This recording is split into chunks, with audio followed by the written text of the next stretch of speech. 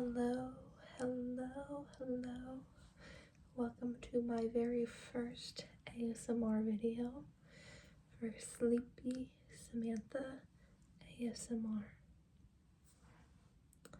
Today I'm going to be doing a book haul.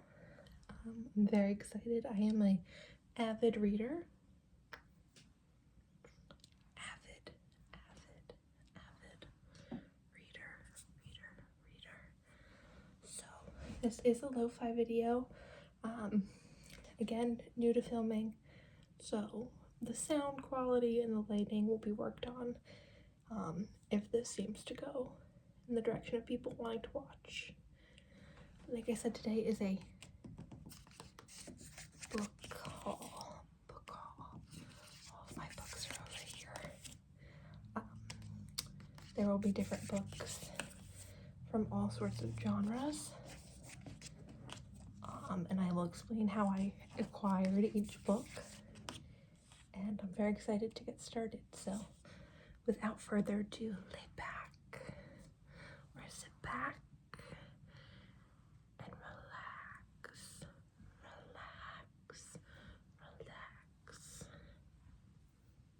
Okay, first book. It is called Evidence of Love by John Bloom and Jim Atkinson. Evidence of Love. And it says Edgar Award finalist. A true story of passion and death in the suburbs. Okay, maybe not the most relaxing book to start with, but this is a true crime novel. So this book and the next book I have to show you are Christmas presents from my mom. She did I don't know what you would call them, not like a blind box, but kind of. She picked two books. This is one, and a second book. That is, she just picked the genre, and we didn't know what they were until I opened them up for Christmas. So first genre she picked was true crime. And then you will see the next book is a thriller mystery. And thriller mysteries are much more my favorite type of genre. This definitely seems like I will read it and enjoy it. This is about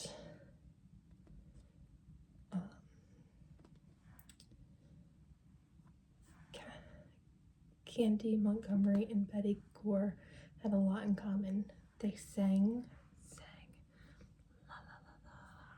They sang in the Methodist church choir.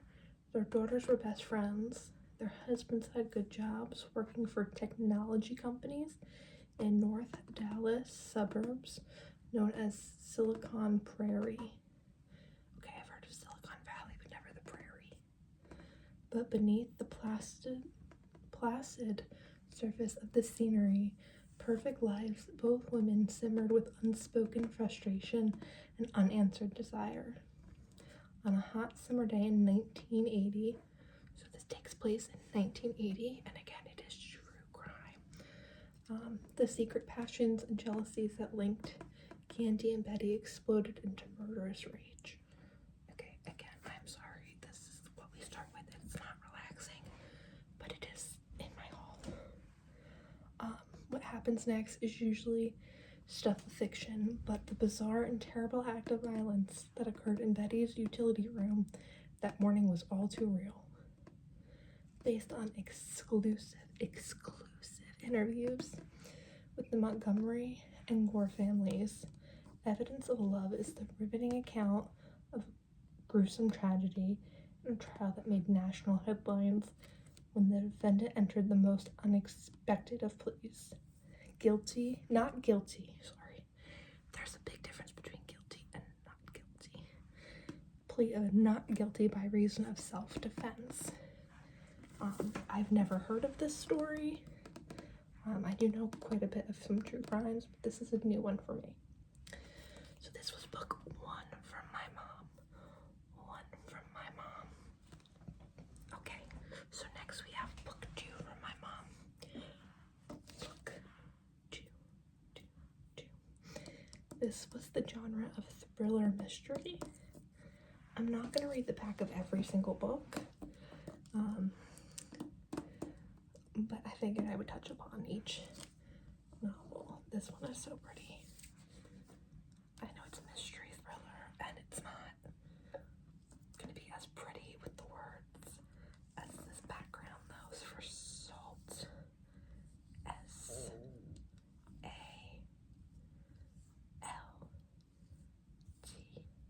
Salt, Water, W-A-T-E-R,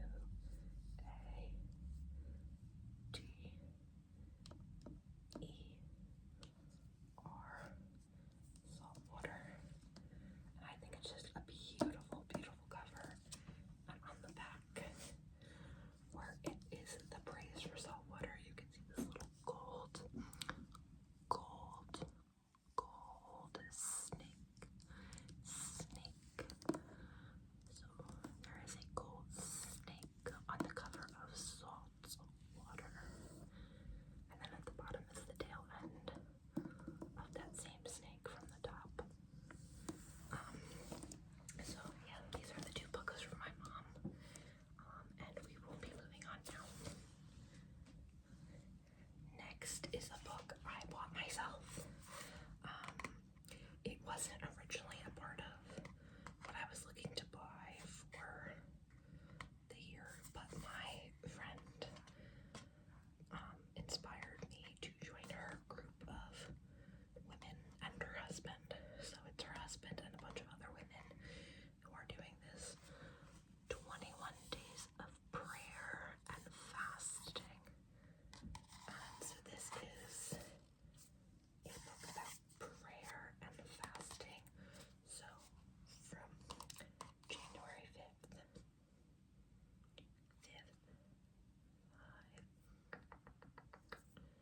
we will start our 21 days, or our three weeks of prayer and fasting. This will be my first time ever truly fasting.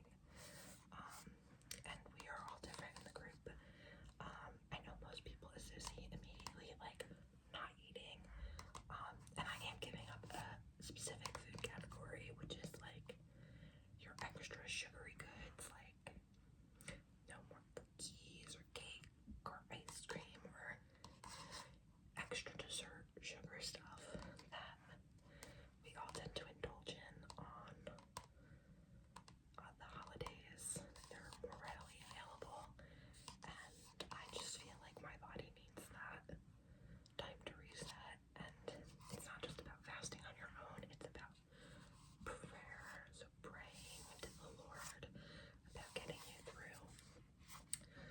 So 21 days of prayer and fasting, a devotional guide, a 21-day journey of spiritual renewal and revival. This 21-day prayer and fasting guide is designed to help you turn down the noise of life and turn your heart fully towards God. This devotional will lead you day by day, which I really love, because it's not just like, here you go. It's gonna be my guide for 3 weeks, along with my group of women and one husband. Not my husband, my friend's husband, will be there. And like I said, we're all giving up different things. Some people are fasting for a certain amount of hours. Some people are fasting from a certain type of food. Some are from social media. It's all different things.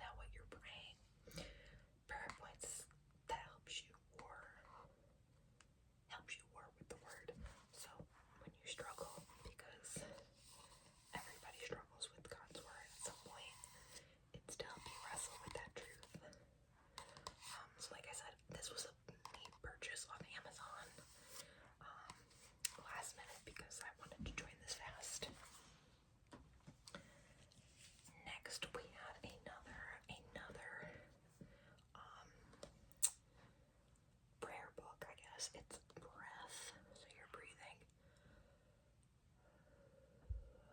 Let's take that breath in again to relax. In through your nose and out through your mouth. So breath as prayer. My friend that I'm doing the fasting with, this is a study we're going to do together. There are about 70 different prayers in here, and we're going to do one a week, so it will take us over a year, but I love it so far. Each day is an devotional, so you get to read. This is beautiful. So you get to read scripture, and it tells you, this is really blurry, what to pray. So this first one that we're doing is, when you inhale, you say, "The Lord is my shepherd," and exhale, "I have all that I need." So there are, like I said, like 70 in here. I'm doing them with my friend, so I'm very excited about this book. And it tells you different, like, breath exercises you can do to relax and help you just be centered, and about how meditation is not emptying your mind, but filling it with the word of the Lord. So that is one I bought, and I bought my friend the same exact book, so the two of us have a copy. And I got this at like Five Below, so you can definitely find it for cheap if you want to.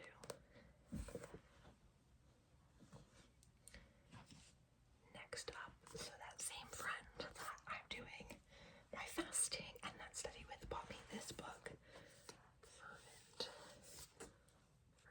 and it is a woman's battle plan for serious, specific, and strategic prayer. So another prayer book. This is not like giving you a prayer to say. You're actually crafting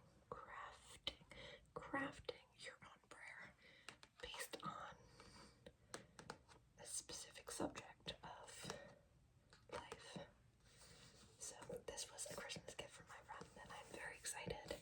I've already started, but this is definitely not like a sit and read. It's a sit and pray and write, and it even says in the book that this book is not supposed to look like this when done. Got that? You saw that? It's supposed to look beat up and used.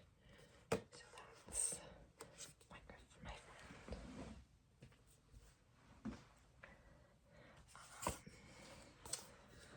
Another book I bought myself, and I know I'm switching out of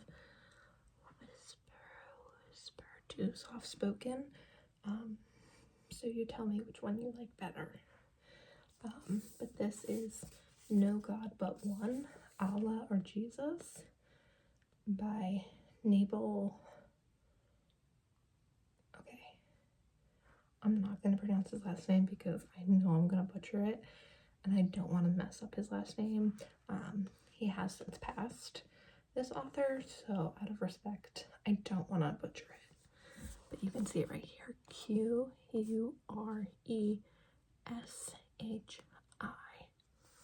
So this is No God But One. I have read his other book, and this was his second novel. So his first one was Seeking Allah, Finding Jesus, and now this one is A Formal Muslim Investigates the Evidence of Islam and Christianity. So there was a lot of things I learned, because I do come from a Christian background, so I learned a lot about Muslim culture and their beliefs, and it was such a good book that I wanted to read his next one. And what was really cool about the first one was that they told you if you were reading chapter 1 and you wanted to dig deeper and find out more information, where to find it in this book, because this is more the evidence-based book of his, where the first one was more of his journey through life of being a devout Muslim to becoming a Christian. I actually am going to read this book. Let's see. the follow-up to the New York Times bestseller, Seeking Allah, Finding Jesus. In Seeking Allah, Finding Jesus, Nabel recounted his dramatic journey, describing his departure from Islam and his decision to follow Christ. In the decade that followed, he realized the world's two largest religions are far more different than they initially appeared. In this anticipated follow-up book, he reveals what he discovered, proving through a careful comparison of evidence for Islam and Christianity, evidence that wrenched his heart and transformed his life. No God but one, Allah or Jesus.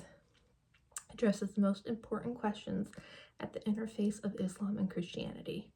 How did the two religions differ? Are the differences significant? Can we be confident in either Christianity or Islam to be true? And most important, is it worth sacrificing everything for the truth? So it shares story from his life, ministry, casts a new light on current events, and explores pivotal incidences in the histories of both religions, providing a resource that's gripping and thought-provoking, respectful and challenging. Both Islam and Christianity teach that there is no God but one, but who deserves to be worshipped, Allah or Jesus. So I'm gonna leave you with that one. This I have, like I said, been wanting after I read his first novel. It was such a good book. Next up, so those were some gifts, Amazon purchases, and a Five Below gift that I bought. But next, some of these books are from my favorite store, Barnes and Noble. Look, Barnes and Noble. Barnes and Noble. I love their store, and after Christmas, if you knew, it was a 25% off. 2 and a 5. 2 and a 5. 25% off everything in store. So I had a gift card and some Christmas money, and I just went for it. And I pretty much got every book I wanted off my TBR, along with a couple finds that were not on my TBR. So here we go. Before We Were Yours. This is Lisa Wingate. This novel is based off a true story. A true story. Look at the girl's little braid. Braid. And her teddy bear. But it's about the true story from the late 1930s of children who were taken from their families that lived in poverty and sold to rich families. I never knew about this until I came across this book. But yeah, so very interesting to read it. And I didn't know we had such a sad piece of history of families because of their money status having their kids taken and given to whoever was the highest bidder. So, again, based off a true story, and it's a tragic one. Next up, I have Don't Look for Me. Don't look for me. I love the dramatic rain.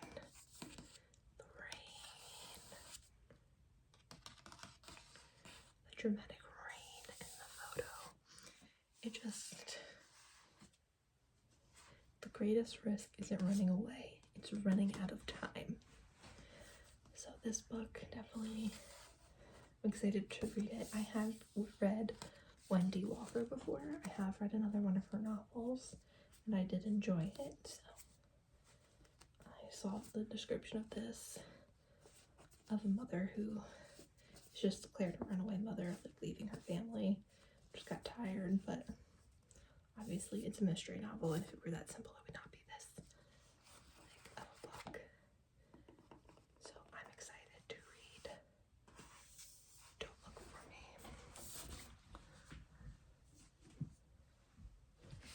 Another book from that Barnes & Noble is The Perfect Host. Heather, I'm not gonna butcher her last name, but I have read another novel by her, which, if I believe I'm correct, it was Everyone is Watching. Yes, Everyone is Watching. I loved that novel. So this is her newest one, The Perfect Host, and the premise of it, I love. I mean, I've seen a lot of murder mysteries set to like weddings and funerals, but this one takes place at a gender reveal. So this is the first one I've ever heard of that's a murder mystery at a gender reveal, which is why we have that pink and blue. So her last novel I read was so good. I loved the concept of a gender reveal setting, and I can't wait to dig in. Okay, next novel we have, and this was not one on my TBR. This happened to be one I just picked up on the sale day.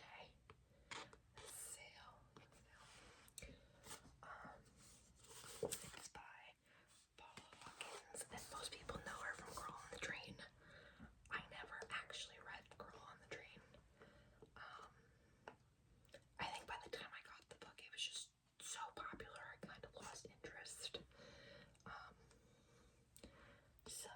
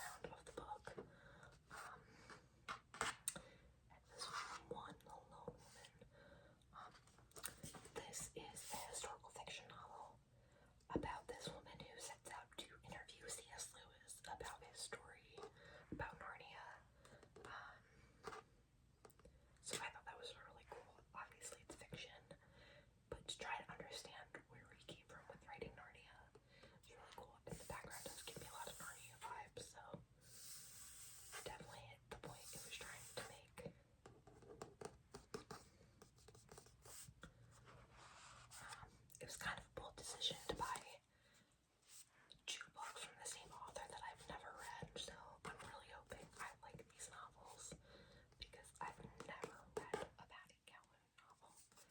These are my first, so I'm hoping that I really like them.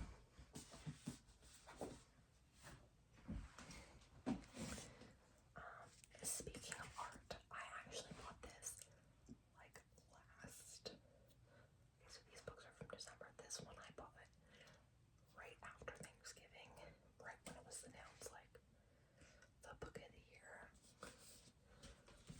Mona's Eyes, and I thought this kind of went with Surviving Savannah because it's about art history, and I'm not like an art major. I can look at a painting and appreciate it. I cannot tell you about the like the artist. I can't tell you like what kind of strokes are used. Like I can tell you if it's like photography or paint, but I can't be like, oh, it's watercolors or it's just paint or like the brush strokes. Like I can't tell you that. I can just look at it and admire it. I just don't have the true depth to understand. And I know these are all about different painting with different artworks. And that was kind of hard for me. There's been novels I've read that talk about artwork, but like if you don't know it, you had to Google it or hear the inside. Take this sleeve off.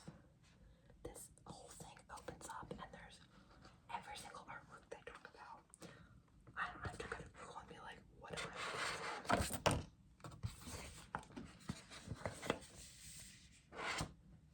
Sorry about that. It's all right here on the book jacket, which is perfect for me because I don't read hardcovers with book jackets on because I feel like they just get messy and like messed up if I read with the book jacket on or the book sleeve. So I'm excited to read this. This might be like my next, either this or the next book I'm going to show you are going to be the next novel I read. So either Mona's Eyes, and you tell me if you've read these books, which one should I go for? Should I go for Mona's Eyes or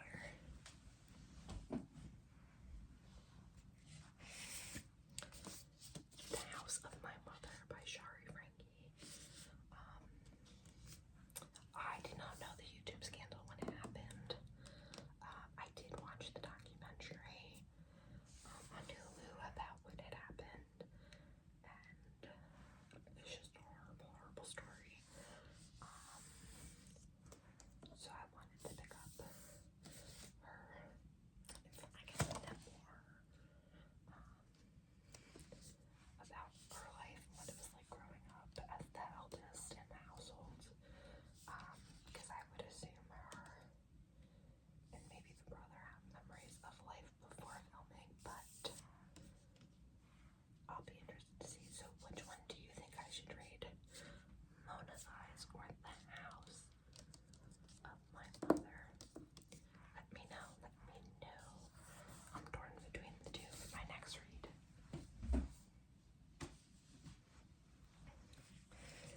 Next up, I have Theo of Golden.